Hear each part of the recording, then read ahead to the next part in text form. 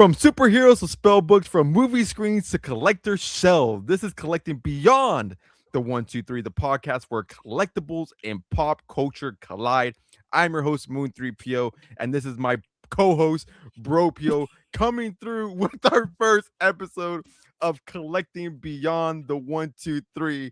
But before we dive into what this podcast is going to be all about and what to expect moving forward, Bropio, how you doing?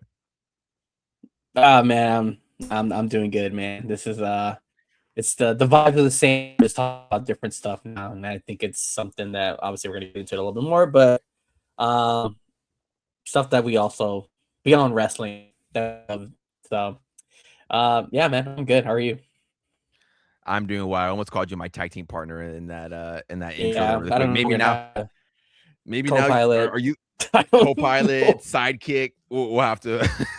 It's a work in progress. This intro, and usually if you guys are coming in from collecting the 123, usually there's a Undertaker dong that comes before we record. Obviously, no sound, just because I'm trying to figure out what a proper sound is for a pop culture podcast, which is a little bit difficult. Maybe like a little Swiss, like a tip, maybe like a bang. I don't know. We'll figure something out here. Obviously, it's gonna be a some work in some uh progress. some good old Batman 66 bang. Woo! Ooh, like the little like the transition scene, maybe the transition Yeah. sound. That's something where we can go. But if you're listening to this podcast for the first time, I'm like, what the hell are you talking about? Because I'm pretty sure there may be people who like, what the hell is collecting beyond the 123? Like, what the hell are you just talking about for the last like a minute and a half? If you guys are not familiar what we do and where we're coming from, so this is an extension of Collecting the 123, which is a full-on dedicated wrestling and wrestling card podcast. Like Bropio just mentioned here, we have other interests that go beyond wrestling and beyond collectibles as well. You can kind of see behind me, like I have like a random thing card here. I have a binder just full of like other Marvel cards, and now Magic the Gathering cards. Those are a rabbit hole that I fortunately have fell into. So we came up with the idea. Well, it's something that you actually came up with and brewed, I think, a long time ago, where you were kind of like talking about like Yeah. your Star Wars fandom. So if I was to credit this podcast to anybody, I would credit you because you're kind of the one that threw the idea and kind of what has led on to this. Collected the 123. I did make a decision. This is going to be on a completely new feed.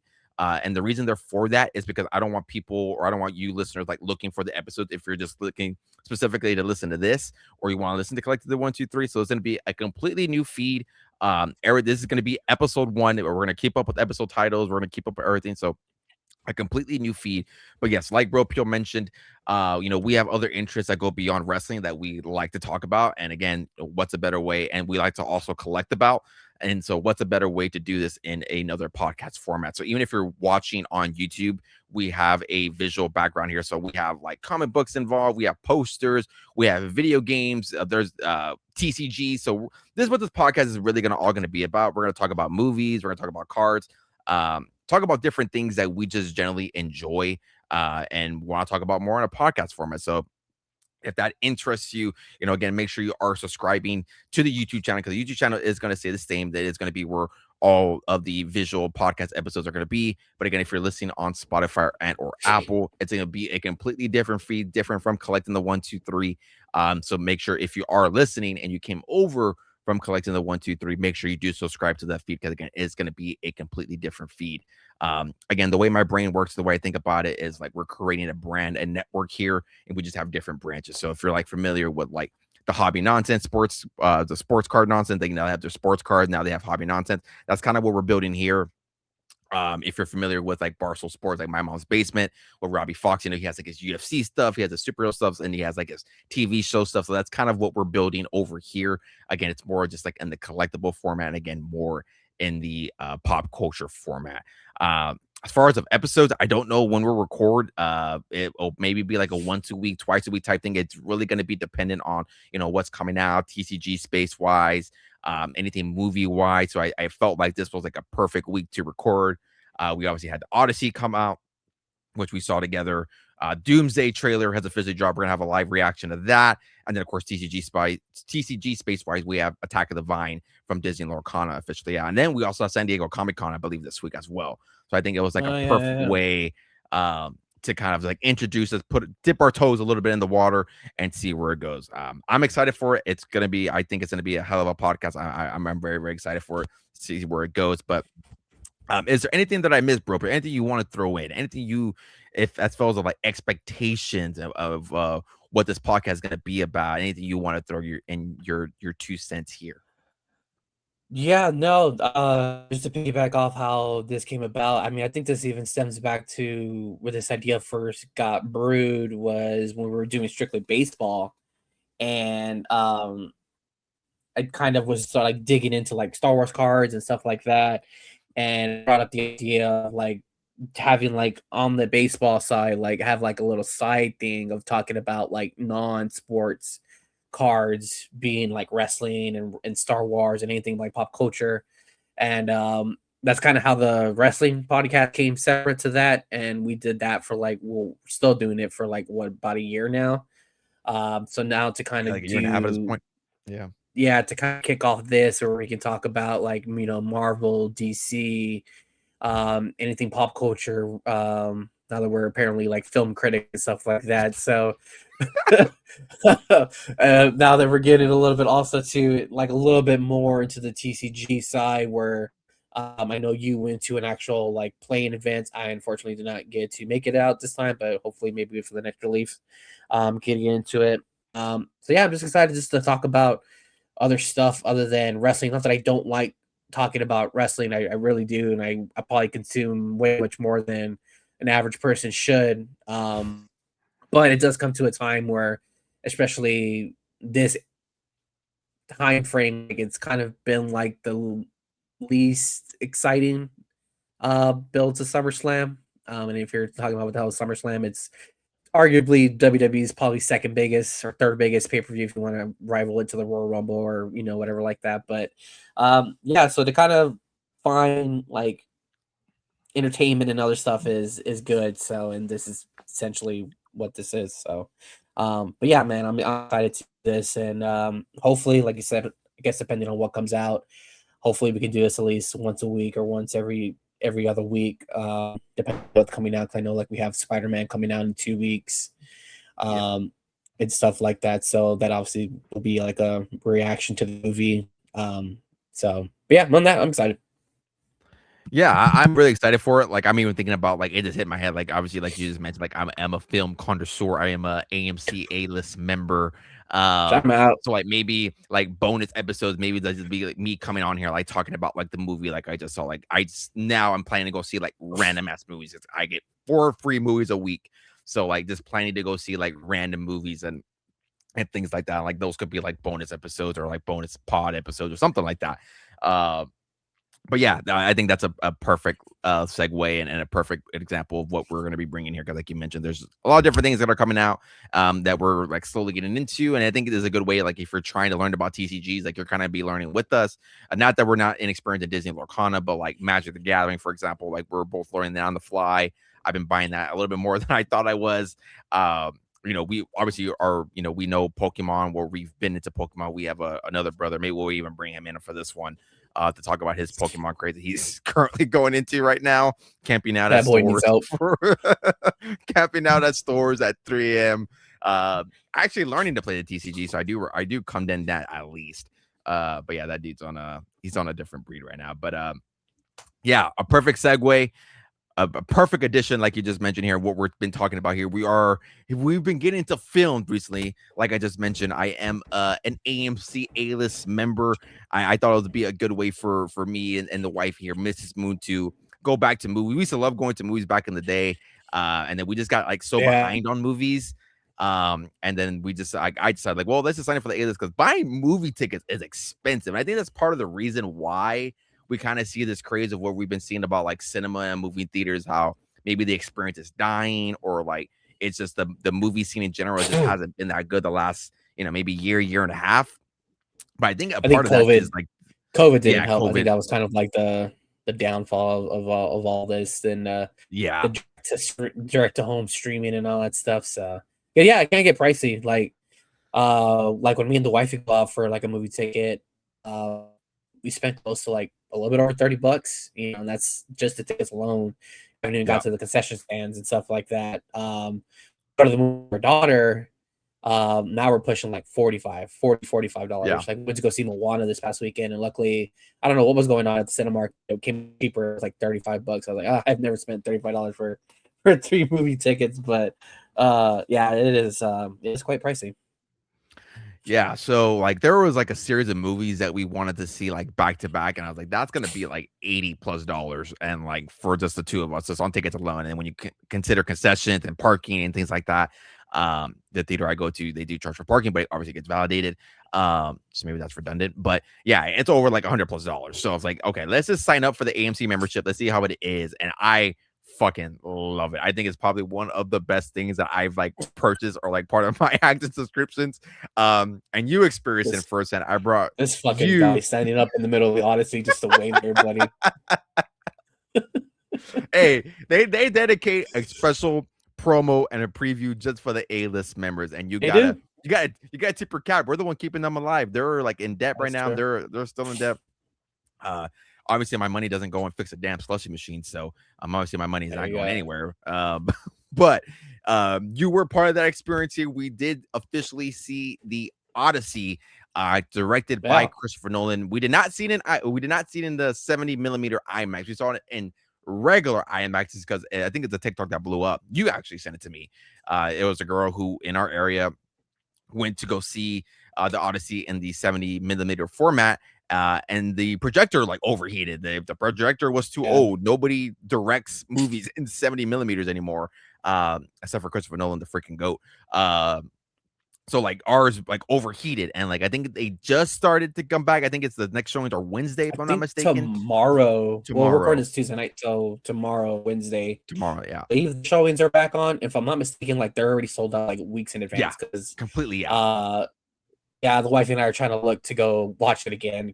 I mean, after we saw it, like you come home and to witness that 3-hour masterpiece and to have that come kind of hard. And so I'm there laying in bed, like just reading up on so much stuff. And then, your TikTok feed becomes overtaken by it. So I think that dinner, while Raw was on, we talked about go see it again because I actually kind of want to go see it in the D box where you're fucking moving with the movie chair. You're gonna get vertigo again, my guy. Hey man, you gotta do what you gotta do for the love of the game. But we also talked about going to go see it in IMAX 70mm, but they were like weeks out in advance already sold. Because I know there's another theater here that shows it in 7mm, but it's not IMAX, so that might have to be the option. But I don't know.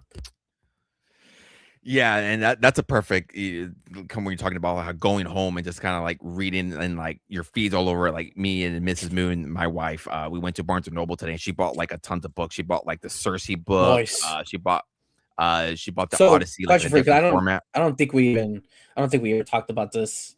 Are you familiar with the story of the Odyssey before we saw the movie?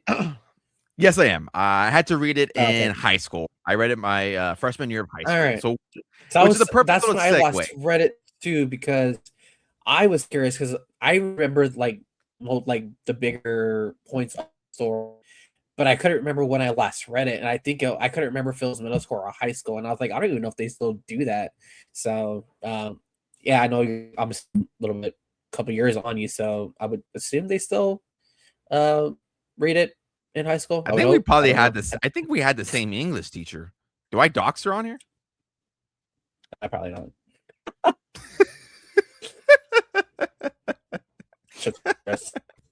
She'll find this.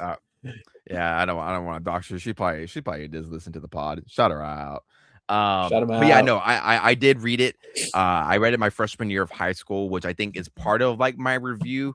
Because if you guys, and now part of this description here, our letterbox links will be in description down below. So if we want to see what we're watching, what we're rating, it is going to be officially on Letterboxd. Both of ours are going to be linked down below because I gave the movie my Letterboxd rating. Spoiler, I gave it 4.5 stars. I saw you gave it 5 stars, which is not crazy. That's not crazy. I'm not saying like, hey, a knock on you. That's not crazy. I gave it 4.5 stars. And the reason they're for that, and maybe it will declare a second watch for me. Again, I read the book. I'm not too familiar with the book. I would have to have like Mrs. Moon read it and then like confirm if I'm correct. Because my two biggest complaints, and they're not really like complaints, it's just me being again the film critic and the film connoisseur that I am now. It's just really nitpicking. The These freaking one anti scene, guys, man, they think they run the hey world man, here. the film bros, man. That's what they call each other. Nah, you're a film ape. That's uh what you are. You're a film ape. Yeah, I'm a filmic. No, the one complaint that I have is the whole scene. What's not the whole scene? 'Cause I do love the scene, and we'll talk about it in further detail. Actually, the two scenes I'll talk about, we'll talk about it into further detail. The first scene is the Cyclops scene. I love that scene. Do not get me wrong. The horror elements, and again, we'll talk about that more. That was part of my letterbox review. The Cyclops scene was cool, like him coming out of the cave, him taking the soldiers, and eating them, and seeing like arms and limbs fall. And spoiler alert, if you guys have not seen the Odyssey, sorry, I forgot to preface that. Spoiler alert, if you have not seen the Odyssey, you may want to skip ahead to the Doomsday trailer if you haven't seen it yet. This is your warning. Spoiler alert all over here. I'm gonna give you the 3, 2, 1. So when they stick the fires, like the stick in the eye, and they then set sail and leave. Odysseus is on the boat, and I did confirm it. He does do this guy. When we're at Yeah, Barnes and Noble, he claims that, oh, like tell the people who did it, like, is Odysseus of it was Ithaca. Odysseus. Yeah, So that's my one complaint about the movie is that in the book he's real like arrogant, he's real like cocky, yeah, he's real like, and he does have those glimpses in the movie, and like that's the complaint, or I'm pretty sure like feedback somebody will say like, well, he shot him in the eye with after they left, like he didn't have to do that. Like, yeah, I guess you do have that is a good point, but again, it was more of just like, you killed my men, that's it. In the book, that's him like declaring like, I did that to you, like I'm gonna let you know who did yeah. that. And then that's when he finds out like that's the son of Poseidon, and then Poseidon then wrecks all havoc on their boat. So that was my Well, I one think if thing I'm that not I had. I think, yeah, just to add to that, I think in the book it says also like when he's trapped in there, and I think at one point like Odysseus tells the Cyclops that his name is No One. That's his name, No One.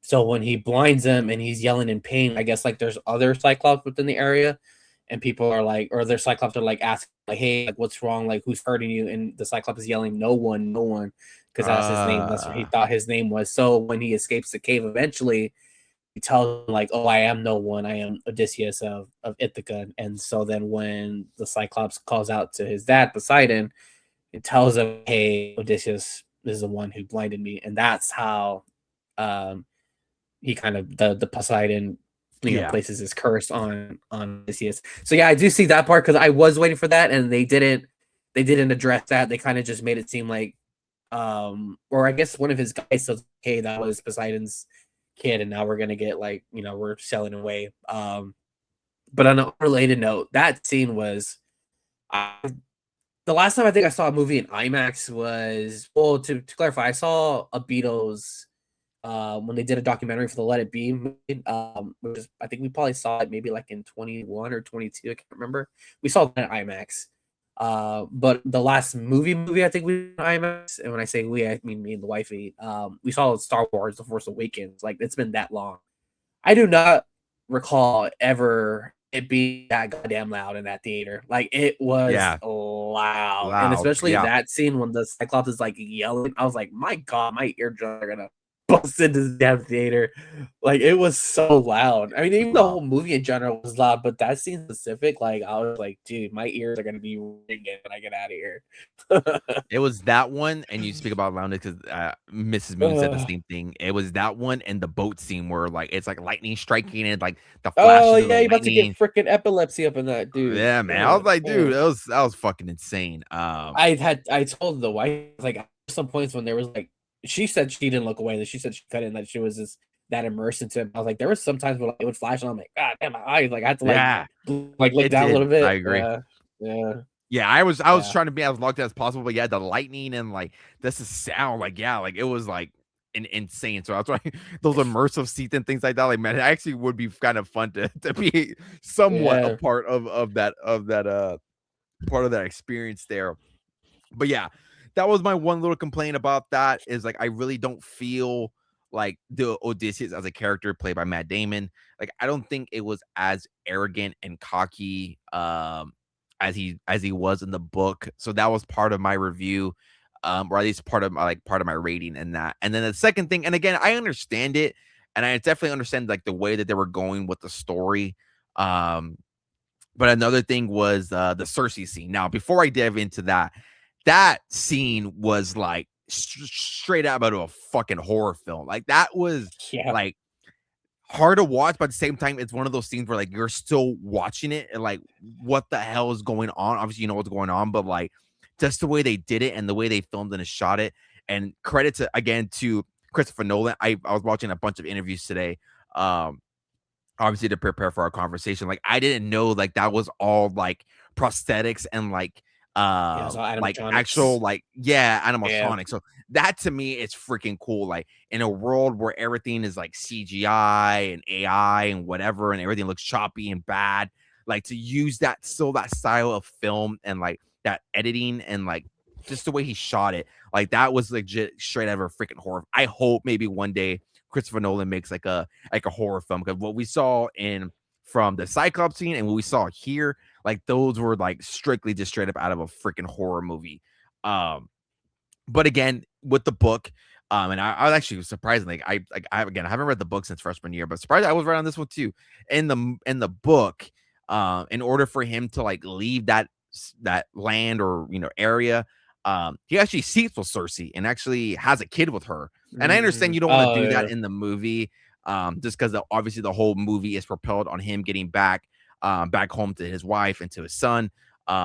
So I mean, I get all that, but again, it's one of those things where I'm like, if you're a true like book homer, maybe it's not one of those like crazy things. But again, it's just one of those things where I point out where I'm like, it wasn't that easy uh, to leave and go back to Penelope. And how do you say Tom Holland's character Telemachus Telemachus. I have no idea. Telemachus something It like was that? Yeah. there's a Bluey Uh, scene going around the. I don't know if you've seen the TikTok there.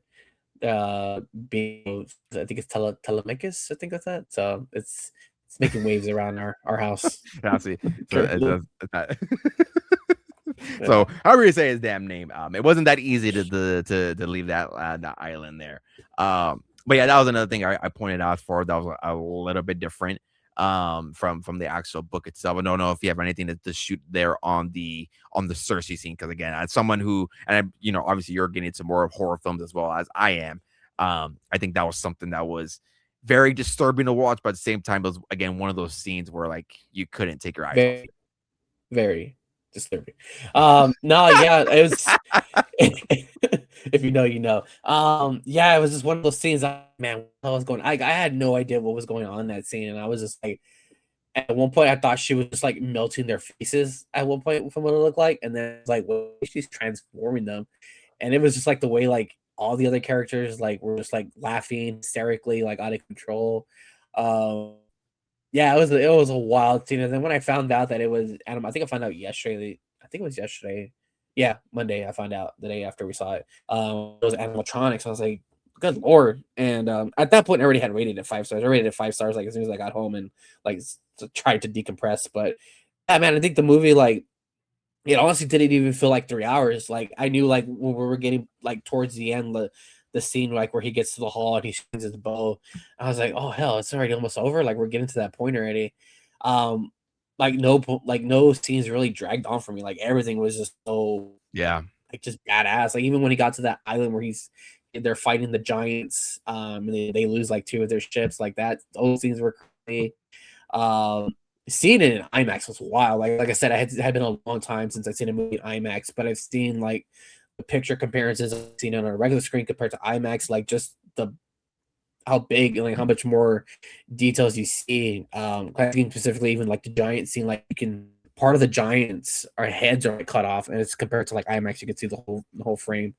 Um, but yeah, everything was just on point. Like even the music from Ludwig, Yeah, the I think music. that's I think his name. Which funny enough, he does the soundtrack for the Mandalorian Grogu. I don't know if Yeah. you knew that. There's like some pretty good bops in that movie too. So I think that guy's probably gonna take home some good. I think it's what Oscars or is it Oscars where Oscars for like music? scars or scores. Yeah. Yeah. Um, Yeah, so I mean that dude's killing it too. He had a crazy year. But yeah, I mean the movie was just insane. And then even like now, like seeing all the TikToks, like seeing all the interviews from like the cast and stuff like that. Like I don't know if you've seen it, but I saw the one where Matt Damon in the siren scene, where he Oh yeah, said that Christopher Nolan had him like tied down like first to the whole scene, and like they would film, and obviously I guess when they're filming with the 7mm, like it can only last up to like 3 minutes, I think, from what three they said. minutes. Yep. So he said what they would have to do is that they would film the scene like on the boat, and then like that was an actual rock out there, and I think it said in the Mediterranean uh, Sea, and that whenever they would done filming with those 3 minutes, that they would then have to like turn the boat around, and then they have to get back on course, and then keep filming with the other projectors in, and then Yeah, like it's insane. the sirens were apparently like actual people, like there were actual women, like stunt women out there on the rocks, because they were the only ones qualified to get on because it was that dangerous on the rock. Like I like that's not CGI. Like it's like you said, like nowadays where like a lot of stuff is so CGI heavy. Like I don't even know if any like of CGI in this stuff. So I'm Yeah, pretty sure I there can't is, even. but I can't tell where. So Yeah, because even like and again, I that's what I that's one of my favorite things about like movies and like as we've been jokingly saying films is like the behind the scenes stuff. Like one of my favorite yeah. things that I used to watch was like always going back and watching the old like Star Wars like 1977 stuff before it got all CGI'd by the when he did all the remixes, like Mm, all just like the yeah. prosthetics that George Lucas used to make, like use like I love watching that stuff. So like just seeing the little things that you're like you just mentioned, like they filmed it like on real beaches and like the black sand where all the dead soldiers were coming, like they were covering all in dead sand or like black sand. They have to wait till the sun will go down. So obviously that attributes to late night filming. So yeah, everything there was just like again, if you're just like someone who like appreciates movies and like loves just like watching movies and appreciates the behind the scenes of like and like what it takes to make a movie, like I think this is like the most like perfect film for that. Um Also don't want to ignore some of the performances that we had in this movie. Robert Pattinson, that dude like plays such a like a punchable villain. Like that dude was like such a coward in that movie. And I love seeing all the Yeah. funny TikToks now where like towards the end, like, go get him, go get him. He's like hiding behind the wall. Love Cool, all the yeah. TikToks that people are remaking. But yeah, like he played how do you, and some of the names are hard to freaking pronounce. Antonius, something like that. Some of these names are Yeah, he freaking a little lost bit me. hard to A lot of pronounce. these names there. Yeah. Yeah, Antonius, somebody's gonna fucking come and just roast me for that. Obviously Anne Hathaway as a pronounceable name, Penelope, great performance from her as well. Tom Holland, like I didn't think he was gonna have that much screen time. I know he obviously was his son, and I know all about that before heading into the movie. But man, he got a lot of screen time, and I know people always Yeah, kind he of give him a did. little bit of crap for like some of the movies he's been in. I know like The Last of Us wasn't a good one. Not is it Last of Us? No, it is another movie with he has Um, with Mark Wahlberg. Uncharted. What's it called? Uncharted. Uncharted. Yeah, I know that Yeah. movie wasn't well perceived, and some of the other things that he's done um have been well perceived, minus from like the Spider-Man and the Avengers films.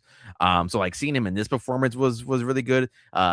Keeping it with Tom Holland, Zendaya as Athena, like that was a good performance as well. So yeah, all around, freaking Travis Scott. Totally forgot Travis Scott was in this freaking movie. If you're a wrestling fan, you know the kind of the I didn't even know he was perception. in this movie, to be honest with you. I forgot he was. Yeah. So if you're a wrestling fan, you're coming in from collecting the 1, 2, 3. You obviously know the perception that we have with Travis Scott. So seeing him on there, oh, you got time to make a freaking movie. We don't have time to go wrestle. What it is, buddy. Uh, but but yeah, man, I don't know. Yeah, overall, great film. I gotta go give it a second watch here. Get prep here for some longer movies that are coming out for the rest of the year, just because there are some longer movies where it is because I think this is the longest movie that I think I've seen since Endgame. I had to Yeah. see, and the film people are gonna come after me. They're gonna come after me. I know they are. Bear with me. I have yet to see Oppenheimer. I know that's like a 3 hour plus film. That's another one I need to I haven't see. seen it either. Um, so that's another one I gotta see. Again, directed by Christopher Nolan. So I have not given that a watch yet. I do plan on it. It's on my watch list on Letterbox. Again, link down description down below if you want to go see what we're planning on watching. I know that came out during the Barbieheimer type thing, which I did see Barbie, good movie. Um, But yeah, I do need to go see Oppenheimer now. But yeah, I think that's for the most part everything here on the Odyssey. Don't know if we missed anything or performances there you want to shout out. But yeah, overall great film. If you're planning on seeing the movie, haven't seen it yet, gotta see it in IMAX. If you have a 7mm screen, maybe see that as well. I know again it's a little bit tough. We haven't seen it yet, but everything from I've heard and seen has been well perceived. Matt Damon gave him a freaking Oscar for this. Tom Holland gave him a supporting Oscar. I think they all truly do deserve it for this movie because it's absolutely phenomenal work in an era where, you know, like we just talked about, where cinema is perceived to be dead and people don't make movies anymore like this. You just gotta tip your cap to the GOAT here, Christopher Nolan. Shout him out. Shout him out. Shout him out. But with that comes arguably the biggest movie of the year. Maybe that's a little bit of a We go from biased talking statement. about no CGI to probably like one of the most CGI movies that's gonna be out. Yeah. But say we talk about how we love how practical effects has practically saved that movie and how it's so awesome to go to a CGI galore fest. That being Avengers Doomsday. The official trailer has officially dropped. Tickets are available. I did buy tickets for the Vision Score. It's supposed to be some like new different thing now. I was saying, what in the world does that even mean when I saw that came out?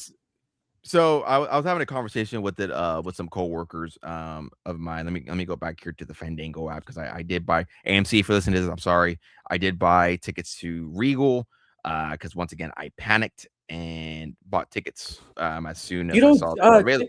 You don't do good when you panic buy tickets. No, I'm gonna throw that out. No. Yeah, I do not. No, we're not going that far though. We're going. You end up watching a movie in another city and all this stuff. We're only about like 22 miles out from this one. That's not too bad.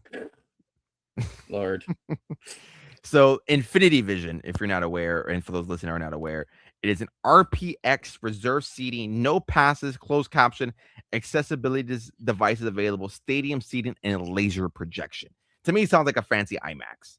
And there's even like HDR by barcode, something like that. That to me is what it sounds like.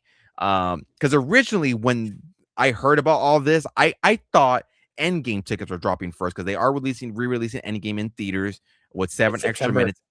And see, that's what I thought the tickets were going to be for Monday, but nope, they decided to drop these freaking tickets. And yeah, I did a panic buy and did score some tickets in that Infinity Vision. But Doomsday officially dropping here. Finally, we're 6 months away from the film, and we've barely got our first trailer. I know we got those like 4 different separate teaser trailers, but now we have our first official trailer. We have something cool planned. If you're watching on YouTube, you're gonna be able to watch this with us. Obviously, if you guys are listening, I would think you would have watched this already. This episode will be out probably on Friday, so I'm assuming you have already watched it. If not, you're living under a freaking rock. Audio version, people, you obviously will only be hearing the audio. I think we'll just play it all in full, and then we'll kind of give our raw reaction to the trailer. Unless there is a moment where you want to stop it, of course, I can do that here on my end.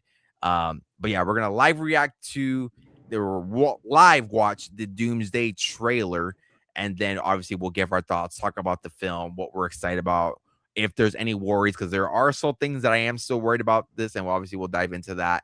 But yeah, that's gonna be enough talking for me. Let's get this going. Let me see here. Give me 1 second. If you're again listening to this for the first time, we're doing this ever. So let's see. Oh, we're not. Give me 1 second here. We're learning for the first time. I was like, oh, there you go. Here we go. All right, we're gonna start this over. All right, here we go. Doomsday trailer for the first time. Not for the first time. If you're watching it for the first time. For the 10th time, probably. I've seen this already. But yeah, I've watched this like fucking like 10, 20 times. I still get the bumps. No, every time. If you're not getting the bumps, man, what the hell are you doing? You're in the wrong business. Here we go.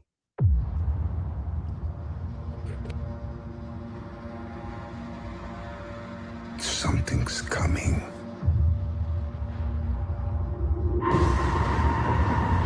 Something we may not be able to deter. Before this day is done, we shall be faced with an unthinkable decision.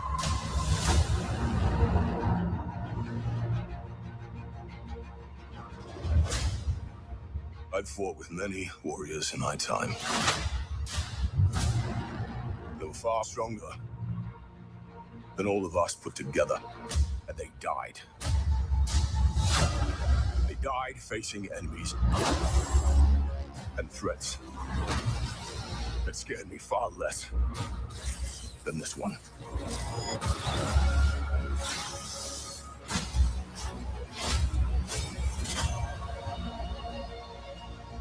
Everything that they sacrifice will be for nothing if we do not stand together. Put aside your petty squabbles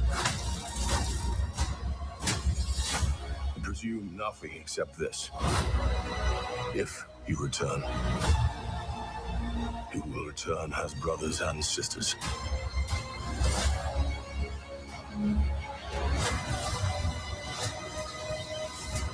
But mark my words.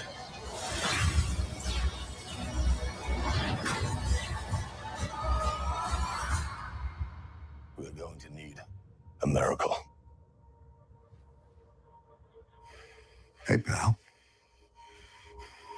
It's not possible.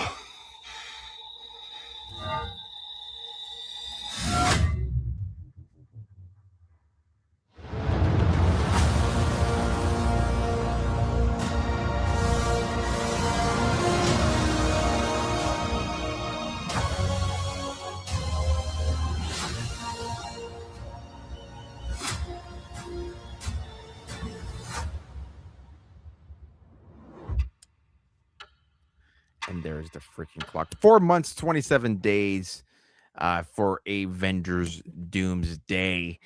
A lot to unpack in that trailer.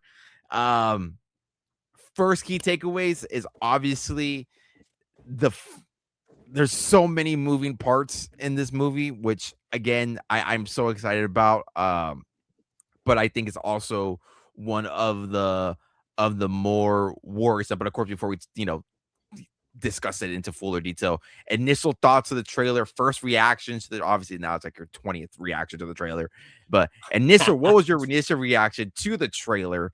I know we really talked about it in our group chat with both of our wives briefly, which is why I love the podcast. I feel like we only talk about it when we see each other, but now we can do it instantly now. But yeah, instant reactions to Avengers Doomsday, first official trailer as we head to our December 18th release. Yeah, no, it got me hyped up. I think it came out shortly after, like a little bit 7 a.m. on Monday. I think it was when I sent it to y'all. I was like, y'all need to wake up. Y'all need to see this trailer. But yeah, no, I just instantly just hype. I mean, like I said, there's a lot in there. Yet they're obviously not giving us too much, so that's very weird to say. But I could see where they're going with the movie in a sense. I have read the comic book series, which is which is kind of like or based on, when Robert Downey Jr. was filming, he posted a picture of the Secret Wars, not the one from the 80s, run by the 2015 by Jonathan Hickman. Yeah. I read it over on Marvel Unlimited, which, if you don't know, Marvel Unlimited is a digital comic book subscription. So if you haven't checked it out, I highly recommend it. It's a lot of good stuff on there. And it can get you prepared for the movies because they even have sub characters where you can their stuff and stuff like that. So I was able to read that there. Also read the Book of Doom while I was there. Great that's book. Also, I think that's also what based off of too. So I can see where they're going. I'm scared for who's gonna die. I'm getting the feeling as I was back in for Endgame and Infinity War. What was it called? Infinity War. Yep. Yeah, gee, I already forget. But yeah, obviously we'll get a little bit into it more. But how did you feel about it when you saw it? Yeah, freaking hype. It's everything that we knew was already kind of announced in a way, because a lot of leaks did come out. I'm not too sure a couple of months ago, so it basically did confirm everything that we kind of already been hearing and seeing, like with Steve, and obviously we'll talk about that because I have a whole segment on Steve Rogers, Captain America, but seeing him on screen again, seeing the Fantastic Four obviously interacting with the Wakandans with Shuri, with M'Baku. Obviously, like you just mentioned, it is going to the 2015 Hickman run. So, like, seeing that they're obviously are going to do ties to, Sue Storm and Namor. Obviously diving into that a little bit. Yeah, it just got me like so excited for the movie, and I think it's just one of those things where if you've been so heavily invested since the start, or even if you just came in the middle of it, like it's one of those things where how can you not be excited for an Avengers movie? We did get a little bit of Doom, obviously, in big snippets. Him stopping the Stormbreaker. Him kneeled in that little war style area. I would say the one thing, and I guess this kind of leads to like some of the worries. I think some of the things that I've been worried about this whole movie in general is obviously the biggest thing is Robbie Downey Jr. being casted as Doctor Doom, because I have been worried from the start, like they're just gonna run back to like this Tony Stark thing. He's gonna look like him. He's gonna talk like him. Obviously, we hear his voice in the first couple of seconds of the trailer, and obviously it's a real heavy accent, and it does not sound like Robert Downey Jr., which I am so happy about. 'Cause I was worried that they're just gonna run like it's a conversation I have with Mrs. Moon all the time. Like not that I'm saying I hate nostalgia, but like it kind of goes tight to wrestling. Like I hate how we keep going back to certain things to get that nostalgia feel.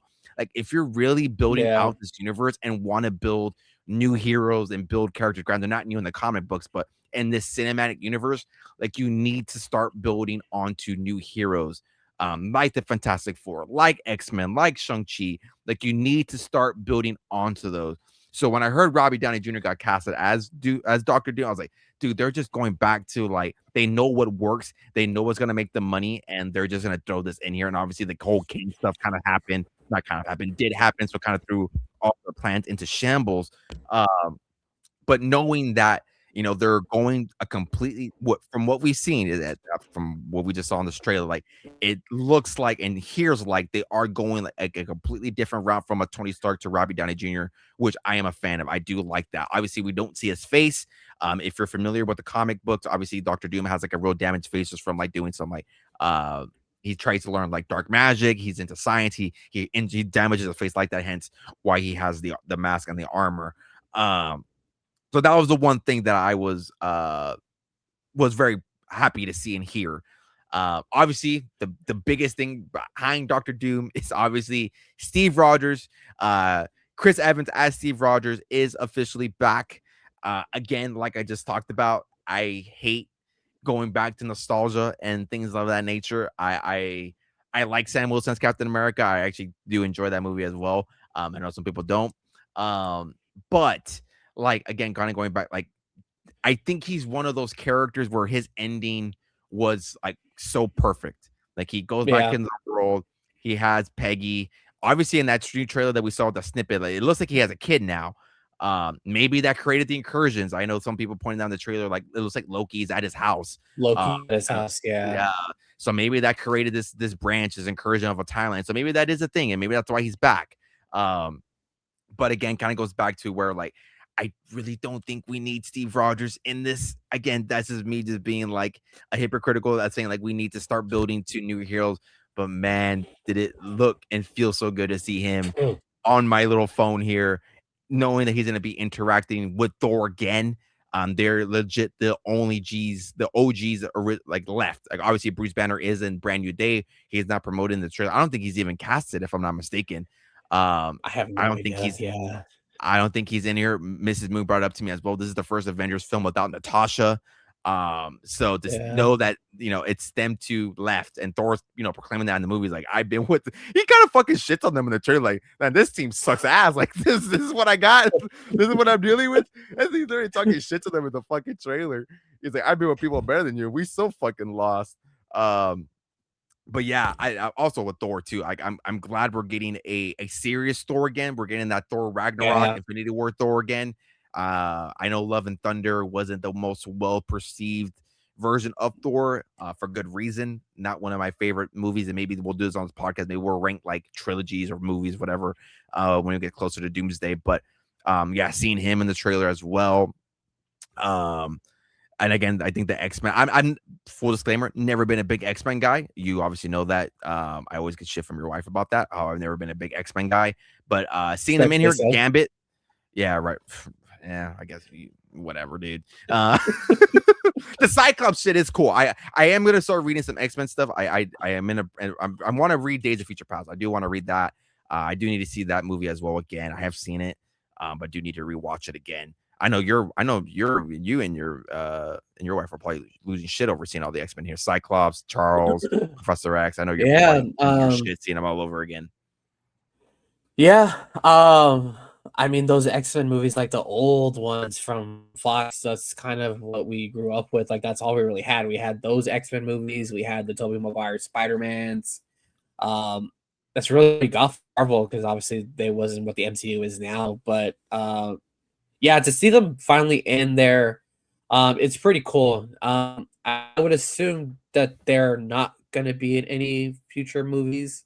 I'm going to go out on a limb and say that they're probably going to be the ones to be destroyed. It doesn't make sense because I think now there's rumor castings for the X-Men reboots and who those characters are going to be. Obviously, we have Sadie Sink, who's rumored to be playing Jean Grey, which oddly enough, the Jean Grey is not in this movie, if I'm not mistaken. I could be wrong, but I don't think she's in here. And then in the prequel X-Men movies, which are the younger cast, Sophie Turner plays Jean Grey, and she obviously also in this movie. So yeah, I don't expect their world to end, or I don't expect their world to survive this onslaught that's coming on. And I guess for people who don't know, if you haven't read the Secret Wars 2015, Doom basically like goes on a world rampage. I think if you might have to remind me, it's been a while since I read it, but like he basically like converges the worlds together, right? And they like explode, and like all these superheroes like die and stuff like that. Yeah, it's funny too because I was reading comments for some of the video, like I guess people who aren't familiar with Doom, they're like, how is this guy like just blocking Thor's Stormbreaker with 2 fingers? And they were comparing him to Thanos. And funny enough, in that comic, like Doom kills Thanos with like just a punch, and he basically turns them into bones. Spoiler alert, sorry, I should have said that. Not that I think Thanos is going to be in this movie, anyways, but that's what happens in the comic books. But yeah, I mean, I was excited. I'm a little bit excited to see a more serious Thor.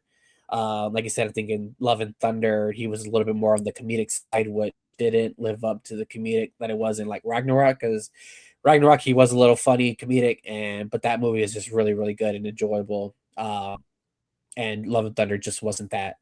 I was curious to see how he got back to the short hair, because he had hair when we last saw him, so I don't know how he gets back to the short hair. Makes you wonder if is this Thor like not Thor in Love and Thunder? Maybe is this a time traveling Thor from Endgame? Maybe, I don't know. Same thing for Cap. Like same thing for Cap. Like the trailer in the teaser trailer that we saw a couple of months ago, like it's him short hair. He has like the blonde hair, no beard, and he's holding his baby. I would assume his baby. Now this one, he has like his Nomad, his version. And somebody pointed out too, like Thor's hammer, that in the poster that it's the cracked version, but the one that he gives to Steve is not cracked. So, and obviously the hammer got cracked in Ragnarok. So like it's something's not adding up. I don't know. Like there's some story conflicts there. Yeah, as for like RDJ as Dr. Doom, I was skeptical at a point because I don't know how to pull this off. Like obviously, if Doom takes off his mask, are they going to recognize him?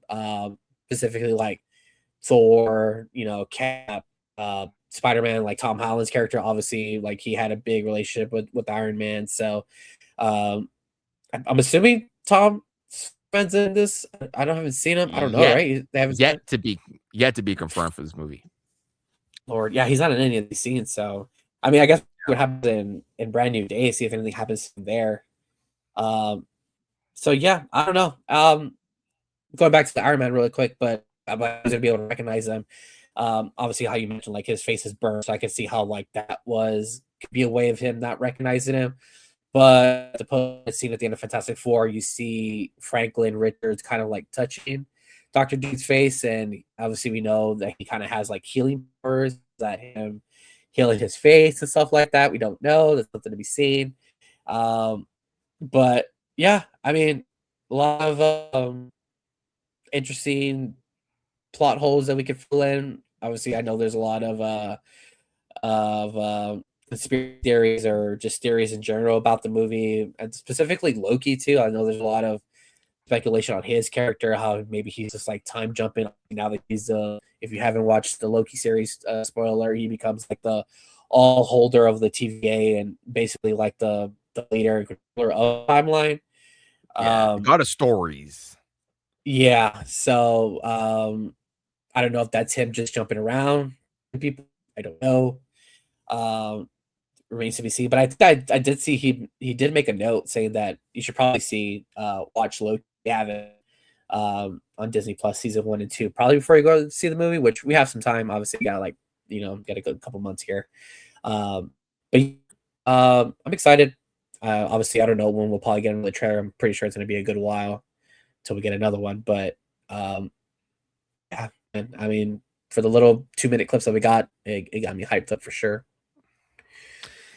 Yeah, I'm still excited for it. I think another thing too, like I would think I would be like a little bit again worrisome about it is like it is rumored that this movie is 2 hours and 45 minutes, which is the second longest behind Endgame. Again, another thing I'm just a little bit worrisome about is just how much characters aren't in here and how you can balance that in 2 hours, because like this is the official cast. This is what's been announced right now. Obviously, we have Robert Downey Jr. as Dr. Doom, Chris Evans as Steve Rogers, Chris Hemsworth as Thor. We have Pedro Pascal as Mr. Fantastic, Paul Rudd as Ant-Man Scott Lang, Anthony Mackie as Sam Wilson. We have Florence Pugh as Yelena. We have Vanessa Kirby as Sue Storm. We have Ebon Moss as Ben Grimm. We have Ryan Russell as John Walker. We have Channing Tatum as Gambit. We have Simone Liu as Shang-Chi, which we saw in the trailer. Those two fighting. I wonder how that's going to fucking boil down. Really excited for that. We have Ian McLennan as Magneto, Tom Hiddleston as Loki. We have Cyclops. We have Professor X. We have Johnny Storm. We have Bucky Barnes. We have Red Guardian. We have Shuri as Black Panther. We have Bob Reynolds as Sentry. We have Beast. We have the Kelsey Grammer, right? That's the original Beast.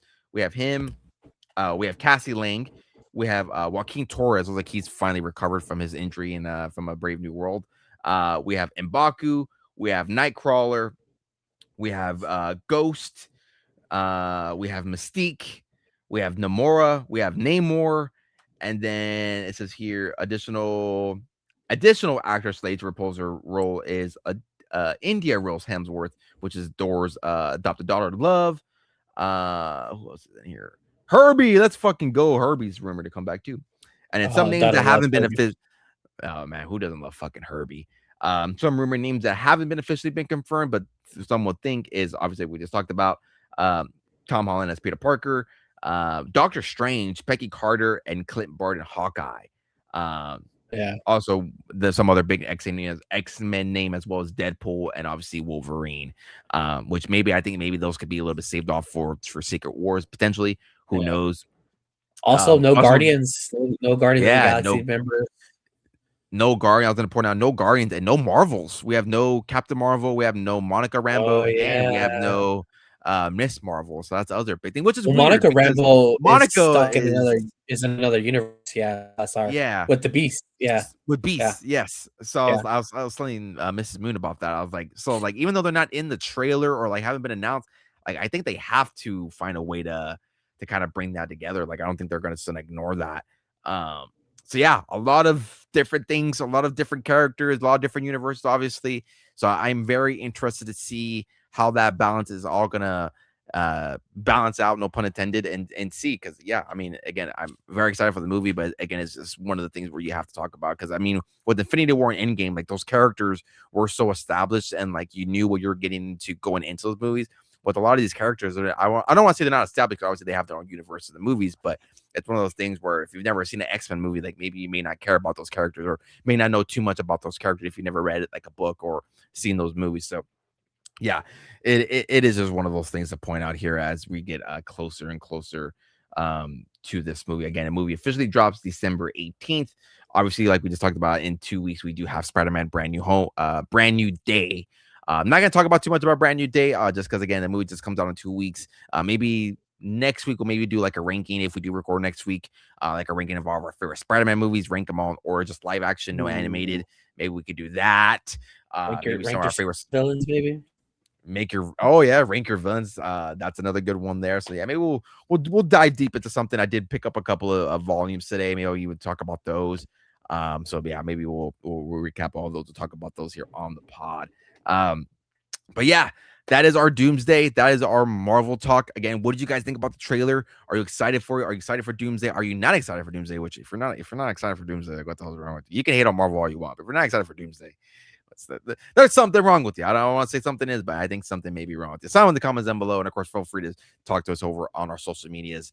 You can follow me at Moon3PO, and you can follow Bropio here at Dad Who Collects. Again, all the links are going to be down in the description down below. Now, like we talked about in this podcast, we do like enjoying TCGs. We did have a big one, keeping with Disney. We did have the new release here of Attack of the Vine. Like you mentioned there, you were not able to go to the pre-release event, but I myself was able to go to my first pre-release event, and it was a heck of a time. I enjoyed it. It was freaking long as hell. It was only supposed to be 2 hours, but that tournament ran freaking 4 hours. It was super long. A lot of Lorcana games didn't do well. I went 2-7, so not the best. Went 1-4 in my round, so did not perform well. Obviously, you're playing with the cards that you pull, so it makes it a little bit more difficult. But I mean, it is what it is in that regards. We are going to be showing off here some of the cards here in here. So again, if you're watching over on YouTube, you're going to be seeing some of the cards that we're talking about. If not, again, audio, you're only going to be seeing or hearing what we're talking about. Because obviously this set here, gorgeous looking set. I know you didn't go to the pre-release, but you were able to rip some pre-release. You were able to get a release kit, which did come with 6 packs. There you go. I have mine behind me right here. You got the Boo promo, which is the one I freaking wanted. I ended up getting Pocahontas, but yeah, arguably some of the most probably one of the most gorgeous cards here that we have in this set. And there you go with Bropio there with the Boo promo. We sure as hell do love our promos. But yeah, arguably some of the best looking art that we have that I think Lorcana has ever released. Obviously, the ones that I know my wife is going to be targeting here is the Maylene Lee, the popular red panda, the Enchanted. They're one of my favorites to come out of this set. But obviously, some of the bigger ones that we're seeing right now is the Winnie the Pooh and Piglet. Right now, again, these are just pre-release sales. I would expect these sales to go, these prices to drop down because again, these are just pre-releases. It's going to be officially released on Thursday, Friday, if I'm not mistaken. Friday. Oh, it's officially going to be released Friday. Is it Friday or Thursday? Oh, you know what? You might be right. It might be Thursday. I guess it's 24th. It's 24th. Oh, that's Friday.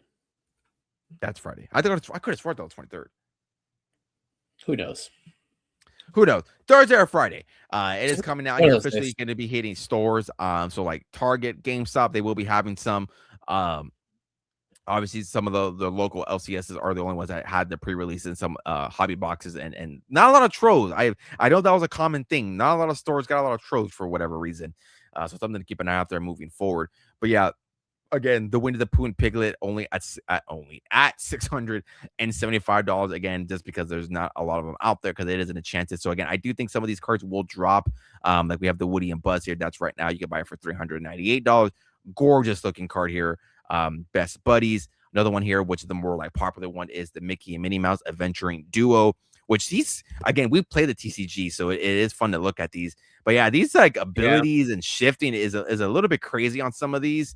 Maybe we can even talk about that a little bit here on here. We have another good one here, Rapunzel and Flynn Rider. It's a good card here. Shift 3. Whenever the character quests, you may draw a card and then choose and discard a card. And another ability during your turn, whenever you discard a character card, you may play that character from your discard. So it kind of gives you a way to play that card for free. So that is another good one as well. But yeah, again, just gorgeous art all around. Even some of the epics too. I've talked about it in some of my videos. Like I feel like epics are like some, if you're in the Magic space or like now like Pokemon, I can put it more towards Magic because they're borderless. But like some of the fours, I did pull this one, the Winnie the Pooh, which is the more expensive one here at $20. But yeah, again, another gorgeous card here. The Main League, another good playable as well. When you play this character, look at the top 4 cards of your deck. You may reveal a red panda character. So if you're running a yellow here, or a red, because she is a red as well, you reveal a red panda character card or a song card and put that card in your hand and put the rest of the bottom of the deck in any order. So that's another good one there. The Boo, where I did pick this up as well. But yeah, again, I got all the gorgeous cards here. Again, there's a lot of expensive playables right now. Some of the super rares are about anywhere from like $4 to $5. Again, if you're looking here on YouTube, you kind of see that here. This is another, again, going back to the main leagues here, $4 here on just the playable on a on a rare.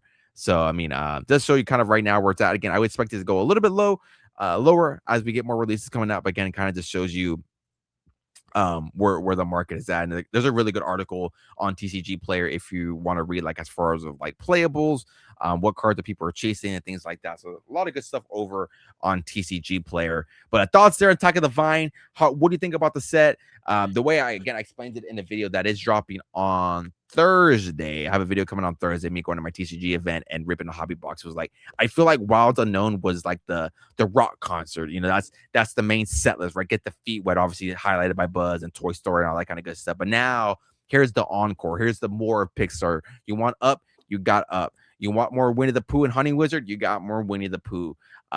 You want Turning Red Panda, there you go. So I feel like this is like your encore set, and I feel like I truly do think it's going to be a well perceived set when it's in more hands, into more people's hands. I think there are some really good playables coming out of here. I know they did have our fresh rotation, so some sets did get cycled out. But again, I do think there's a lot of good playables in this set to compile some new decks, which I'm currently already working on. But yeah, any thoughts there, Attack of the Vine? Thoughts on the set? Is there a card specifically you're chasing? Is there a chance that you're looking at that you specifically want for your PC, or maybe one that you're looking to pull? What are the thoughts here on Attack of the Vine? Yeah, no, it's I do enjoy the set. Obviously, I didn't get to attend the pre-release festivities, but one of the local game shops posted on their Facebook that they did have some pre-release kits still available. So I hauled ass across that, picked one up, and I was able to rip a little bit of it as we now are heading into the release of it. It like Walmart, GameStops, and trying to hunt it down there to try to get the stuff at MSRP, because if I'm not mistaken, Troves are already hitting like $100. And we bought like a little bit over $250. So they're practically all doubled up in price. So yeah, Lorcana is just kind of on another surge. I mean, it was kind of replicating how it was when it first dropped. In those first few sets, like it was just hard to come by. You could have, and if you did it, or if people were reselling it, it was twice the MSRP price. Kind of went through like a little dry spell where it was just sitting on the shelves, and when it was sitting on shelves, this is kind of like when Pokemon was kind of going through this surge that's still currently on, and just like maybe I want to say the week that In Not Unknown came out, I recall being at a Target and there was just like plenty of troves that were there sitting there for a good couple of days. And then obviously now that the big Buzz card was getting pulled. It was selling for like over $2,000 raw. On top of the new Toy Story movie that came out, I think probably just drove the interest. And I think if some people see that there's to be insert and stuff like when it comes to cards, people are gonna buy it up. Yeah, I think essentially that's what happened, and it just drove up the market for Lorcana, and it kind of drove up the demand for this set. So that's why we're kind of feeling it a little bit. Yeah, I mean, I do like it. I do have some cards, especially from like the first set, that I've been sitting on, like hollows and rares and stuff like that are worth more. People are now all of a sudden discovering, either they're discovering it for the first time, or they're going back to it and realizing that, hey, these cards are worth some money. So it's pretty cool. As for the chases, yeah, I'm cool. I like to chase like cards that we like favorite Disney characters. So like my wife likes Pocahontas, so like any of the Pocahontas cards I like to collect. So I know she does have a pretty sweet card in this one. Same thing for like all the Turning cards. My daughter loved Turning Red. It was actually her second birthday party was Turning 2, as we called it. So those are all just pretty sweet cards, and it's just pretty cool. And obviously, with the Monster Inc. characters, that was my daughter's first birthday theme, so it's pretty cool to kind of. I didn't think about that. Yeah, I knew that. I knew that Turning Red was 2. I forgot about the Monsters Inc. one. Yeah, so to try to construct a deck between like Monsters Inc. characters and Turning Red, I think it's going to be pretty fun. Me personally, when we have our game nights, you obviously seen how I run a princess deck. Some of the princesses have gone out of rotation, so therefore I am now going to be looking to some other princess cards that I can replace those and keep this deck up and running and legal, as we like to call it, to hopefully maybe once I can start coming out to some of these game nights. I don't know if this probably tournaments, because I think you kind of scared me when you told me how you got your ass handed to you. Obviously, I know it's not like your deck, but it's still you ran into a guy who won Champions. He just steamrolls you into next week. He dog walked me, man. He dog walked me. If he's listening to the podcast, he knew he is. He dog walked me. So that's a little bit intimidating because I've never been to like a game night. Like obviously, I just play casually, and we like to crack open a couple of cold ones and just play around. So yeah, it's kind of what I'm doing. A rebuild deck. Try to construct a Turning Red Monsters Inc. type deck, and then the wifey has requested a villain, so she wants like all the classic villains, like Ursula, Captain Hook, Hades, people like that. She's kind of requested one of those. So I have to look into see how I can do it. So it's pretty fun. I do like the deck build. It's kind of soothing, kind of impressive a little bit. You can kind of just sit there, go through your cards, and try to put it together. I also have like a big old stack of like Star Wars Unlimited cards that I'm still trying to build something out of this. So don't really know what I'm doing here, but all fun and games. But yeah, I'm enjoying it. So next game night should be pretty fun once we get all our stuff in order. Yeah, that's me right now currently with this big old fat stack here of Magic cards here, trying to get a commander deck rolling. I have so many different commanders that I want to build around right now. New Hobbit set coming out, I think a couple weeks. Yeah, new Hobbit. Yeah, I think it drops this week actually. I think August. I think the pre-release actually starts this week if I'm not mistaken. But yeah, we have the Hobbit coming out. There's a lot of good other like sets that are future that are coming out when it comes to that. So yeah, it's probably another one I got to take a look into as far as like maybe finding some there are play boosters of Magic the Gathering where you just, granted you may not know too much, but I know it's also like a good way to get into the game where like kind of like same thing like this. You buy the box, you rip it, and you go and play at a local tournament. I heard it's pretty casual. I heard it's nothing like crazy. And based on the people that I've it's not crazy. You run into somebody who's won like championships at state level, and you're like, all right. Yeah, like I've heard, yeah, even though I did get dog walked, it was overall a good time. Everybody in there was super nice, super friendly. The owner of the shop was also very accommodating, so I do appreciate it. They knew it was my first time. I was by myself. Mrs. Moon did not come. She wasn't originally going to come, but thank God she didn't, because again, it was a long ass fucking tournament. It was supposed to be time, but we kind of lost track of time. There's one round that went a little bit longer than it should have been, so yeah, it kind of went a little bit crazy. But yeah, it was overall a good time. I'm not I can't think of the next name of the next set. I know it's gonna carry like Coco and all that. I think that would be a fun one. Yeah, to be a part of. That's one of my other favorite Disney Pixar movies, whatever. Once they get Cars to this, that's game over for everybody. I think that's probably gonna. Can you imagine in a Chance of Lightning McQueen? Like, that's below people's with the mind. rush, with their rush ability. Yeah.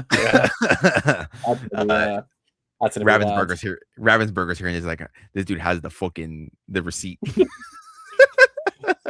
How does it die this stuff? So if there's a Lightning McQueen card that eventually drops and it comes with Rush, we all know where you heard it here from Ravensburger. Give me my little residuals there for that one.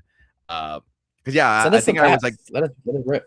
Yeah, send us some packs, send us some promos. I know those influencers boxes can sometimes be a little bit spiked, and that has been confirmed by other influencers that have been doing this for longer than we have. Um, but yeah, I think I would like to point out is like with these cards. Obviously, yes, it is a TCG. It's not like Topps Chrome or like any other previous sets that we've seen like hit like Tops or like Upper Deck or whatever. But like this is the first time that we're seeing these characters hit like a TCG line, which people do like collecting. They do value that. Which is why we see like a lot of these chances go up. Like why we see like first chapter enchances Elsa, Mickey Mouse, the Steamboat Willies of the world. Like they go for a lot of money because people do value that. And if there's one thing about Disney, it is probably one of the most like passionate fan bases out there. Like they collect everything and anything, from pins to T-shirts to hats, whatever you could think of that's Disney. It's probably being collected by them. So there is a lot to go around. On an unrelated note, you mentioned the pins. When we went to Disney, I had no idea what this pin stuff was. Every time we went to like a booth, there was like all these pins just staying on this. I'm like, what the hell is this? Like, this like a take one, leave one kind of system. Later, I found out like after we got back home, I was like to the wife, and she was, I guess you can trade there, and then sure enough, I guess my phone was listening to me. So like on TikTok now, like that week, my algorithm was like people go to pin night and trade night, and I was like, pin night, trade night. Yeah, dude, it's a real thing. Because you didn't go to Springs, right? You weren't able to go to Disney Springs. We did not. We were planning to, and for a reason why I wanted to, because I wanted to go look for the cards. But we just ran out of time. There was just like no time in the day to go to Disney Springs. So.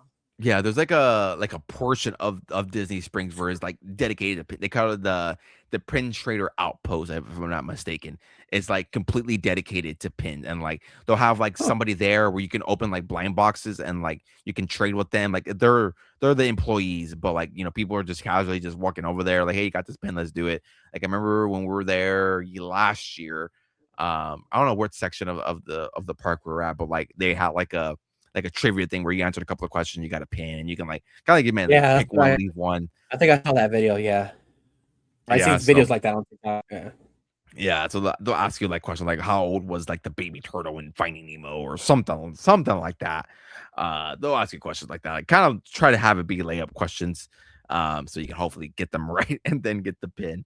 But yeah, people go crazy, absolutely crazy for those pins. And I think, you know, now we're seeing it now where I think people are going to go crazy for the cards, Disney collector or not. I think it's like a rabbit hole. If you're not a Disney collector, but, you know, kind of like you mentioned, like valuing potential, you know, price increases, investment side, you know, investments or equity, I guess as people like to say. Like, you know, people are going to invest in IPs and characters that have tons of longevity, which is obviously what we've been seeing here in the market itself. But yeah, that's Lorcana talk. If more come into play, obviously again, it is officially release week, so hopefully we can get our hands on more product, more troves. Maybe we'll have like a section of this podcast where like Disney cards you should keep an eye out for, what's cards that have dipped in price and maybe you should be looking into. Maybe we'll have a full segment on that. Obviously, again, if you're watching on YouTube, we kind of played a little bit more interactive with it as far as of like moving stuff around, seeing screens so you guys can actually see the cards. So yeah, I think that'll be a fun thing here moving forward with the podcast and moving forward here with this product. I mean, maybe we'll do a Magic the Gathering as well. Again, we're not too familiar with Magic the Gathering. I've been buying a lot of it, trying to play it. I played the arena, a couple of pre-con commander decks here that me and my wife are diving into. So yeah, a lot going on. A lot of TCG plays, which is why we started this section there of the podcast, so we can all just talk about our experiences as we move forward in the space. And I think can create some cool videos as well. You know, I've been seeing some people want to see like go to like hobby shops and stuff like that, so it could definitely be like bonus content from the pod if you're really into all that.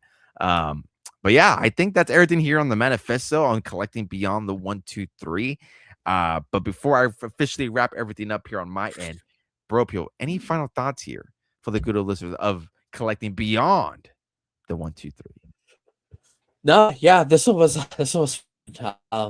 good little preview as to what we could do with this space. But I mean, yeah, if there's any recommendations from anybody out there, like, do you want to see like anything like pop culture?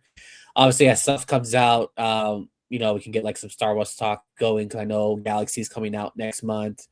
We should probably be seeing some Star Wars coming out, and pretty soon, so we can talk a little bit about that.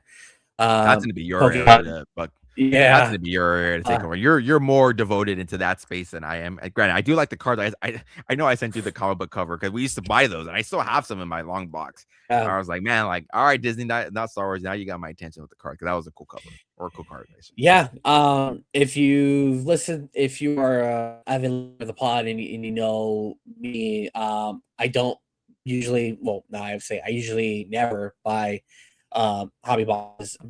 Just retail blasters, or people call them value boxes now. For some reason, they're called blasters. But last I did buy a box of Star Wars Galaxy Hobby. Set me back almost 300 bones, but I did it, and it was fun. I had a great time with it. Pulled a sketch card out of it, pulled some pretty cool stuff out of it. So I did enjoy it. So yeah, obviously, like I said, I think it comes out August 12th. I think is the release date of it. So I'm not saying I'm going to buy another hobby box, but like one of my favorite sets. The artwork is just beyond, just it's crazy, the artwork on there. But yeah, that'll be that. I think probably the next time we come back, when we ever record, either might be a Spider-Man preview or Spider-Man review. So maybe we could do a little bit Spider-Man pod. We need some stuff going on with that. But yeah, other than that, no, I don't got much. Yeah, get the pod here, get a fucking Weberoni pizza, eat it on There the you pod. go. Talk about Spider-Man, get the free poster. I've been going heavy on the Spider-Man promo stuff. Got the tumbler cup, got the web I was able to popcorn. I did secure one of the popcorn buckets from Cinemark. I got the one that has comic. Yeah, I like that one a lot. So it's pretty cool. Yeah, that was a cool one. I wanted the blue one with him upside down, but when I went, they have that one. Oh, they they had was sold out. it. Yeah. When I was there, they didn't have it. Which, funny enough, like when you sent us that picture, we were there watching. I think I missed y'all by just a couple of minutes. Oh, really? What the hell? I went out to go get more popcorn, and when I went out, I saw y'all's picture, and it got sent 2-3 minutes ago, and I was like, oh, yeah, I was in the exact same line. I was like, man, I just missed these guys. Just what's this motherfucker doing at Cinemark? Shouldn't he be at AMC? Hell yeah, man. All this, but yeah, Cinemark buying popcorn buckets. Hey, if they got buckets, man, I'm a sucker for buckets. I'm actually preparing a TikTok to show everybody all the popcorn buckets that I've collected over the last years. Man, that's so many. From the movie premiere, and then they're obviously going to Disney a couple of times. I just love a good old popcorn bucket. Nothing better than you can see my Stores popcorn bucket. Oh yeah, there you go. There. My job from Disney. The good old popcorn. So yeah, I'm working on that TikTok right now, gathering all my buckets so I can show everybody, because nobody asked, but here's my popcorn bucket collection. Knowing when I came home with the new one, I was like, damn, I got myself a pretty hefty popcorn bucket collection. But yeah, it's finally the final thoughts here on my end, minus from my awesome popcorn bucket collection.